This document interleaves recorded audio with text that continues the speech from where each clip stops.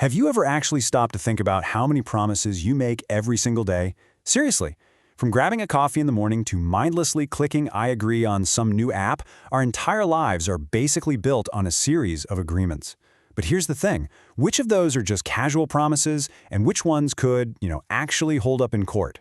So let's get into it. We're going to break down the Indian Contract Act of 1872 to figure out what really makes a promise legally binding.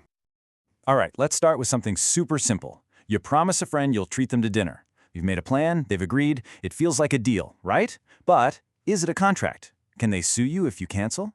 Just keep that question in the back of your mind, because the answer is kind of the key to understanding this whole thing. And that really gets to the heart of our first big idea. There's a huge difference between a simple promise and a contract that the law will actually back you up on. They are absolutely not the same thing. Okay, let's break this down. At its core, an agreement is just an offer that gets an acceptance. So that dinner promise, you offered, your friend accepted, boom, you have an agreement. But a contract, well, a contract needs one more magic ingredient. It has to be enforceable by law. That's what turns a casual, yeah, sure, into a real legal obligation. And that's the real kicker, right? A contract creates a legal duty. If you flake on that dinner plan, your friend might get mad, maybe unfriend you, but they can't take you to court. There's just no legal obligation there. But if you agree to sell your car and someone pays you for it and then you back out, oh, that is a whole different ballgame. That's where the law steps in.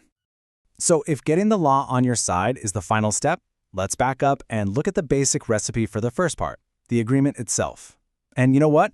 It's actually way simpler than you might think. It really just comes down to three main ingredients. And here they are. First, everything has to start with an offer, or what the Act calls a proposal. Someone has to put something on the table. Then you need an acceptance. The other person has to say, yes, I'm in. And finally, you need what's called consideration. This is the what's in it for me part of the deal for everybody involved. Let's take a closer look at these. Okay, this one is a little tricky, but it's so important. An offer is not the same thing as an invitation to offer. Think about it like this. When you see a price tag on a shirt in a store, you might think the store is offering to sell it to you, but they're not. That price tag is an invitation for you to make them an offer. You're the one who takes it to the counter and says, I'd like to buy this for this price. The cashier then accepts your offer. It's a subtle flip, but it's legally a huge deal.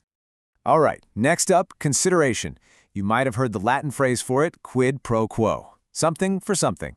It's the value that each person brings to the table. In a shop, your consideration is the money you pay, and the shop's consideration is the item they give you. But, and this is key, it doesn't have to be money. It could be a service, another item, or even a promise not to do something. The point is, without something of value being exchanged, most agreements are just empty promises.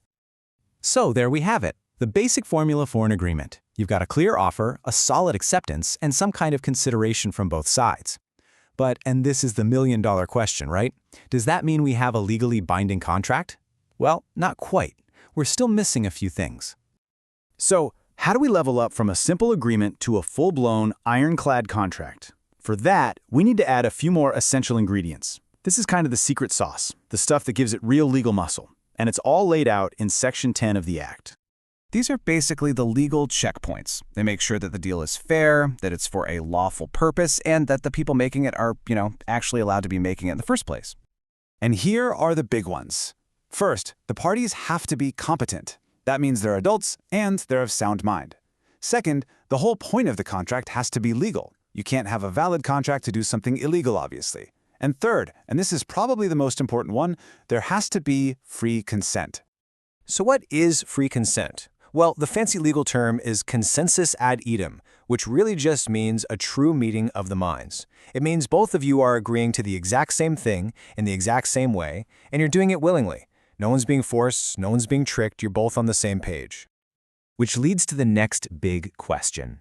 What happens when consent isn't so free? This is where we get into the deal breakers, the things that can completely poison an agreement and give one person a way out. The law is super specific about this. It says consent is not considered free if it's the result of one of these four things: coercion, undue influence, fraud, or misrepresentation. If any of these are in the mix, the whole agreement is on shaky ground. Let's start with coercion. This one is pretty much what it sounds like. It's when someone forces you into a deal by threatening to do something illegal. Something that's forbidden by the Indian Penal Code. It's basically a sign this or else situation. That's not real consent. Then you have fraud. And the key word here is intentionally. This isn't about making an honest mistake. This is when someone actively lies to you or hides a really important fact because they are trying to trick you into the agreement. It's deliberate deception, plain and simple. So what's the outcome when a deal is messed up by something like coercion or fraud? It usually becomes what's called a voidable contract. Think of this as a get-out-of-jail-free card for the person who was wronged. They get to choose. They can either kill the contract or decide to go ahead with it anyway.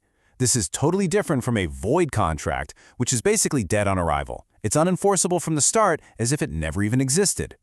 And all of this brings us right back to that classic legal saying, which just sums it all up perfectly. All contracts are agreements, but all agreements are not contracts. An agreement is the starting point. It's the foundation.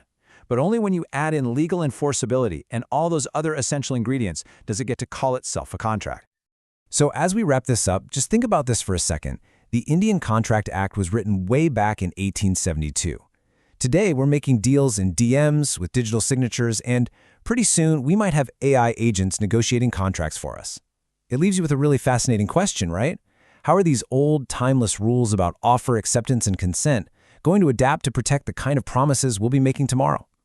Definitely something to think about.